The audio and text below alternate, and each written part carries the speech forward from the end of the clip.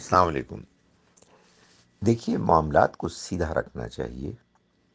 آ، اللہ تعالیٰ نے اس دنیا میں ہم کو جس امتحان میں بھیجا ہے، اس میں ہم صرف اپنے ہی لیے نیکی کما سکتے ہیں، نہ ہم کسی دوسرے کو اپنی نیکی منتقل کر سکتے ہیں اور نہ کسی کو اپنی بدی منتقل کر سکتے ہیں۔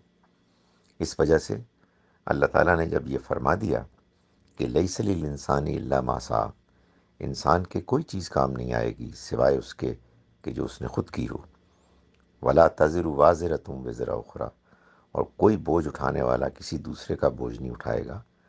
تو آپ نے اگر کسی کے ساتھ زیادتی کی ہو اور وہ دنیا سے رخصت ہو گیا ہو اور آپ نے اس سے معافی نہیں مانگی اور اس نے آپ کو معاف نہیں کیا، تو آپ اس کے لیے اب اللہ سے معافی مانگیں، اس کے آخرت کی کامیابی کے لیے، اس کے درجات کی بلندی کے لیے، اور اچھے کام کریں، نیکی کے کام کریں۔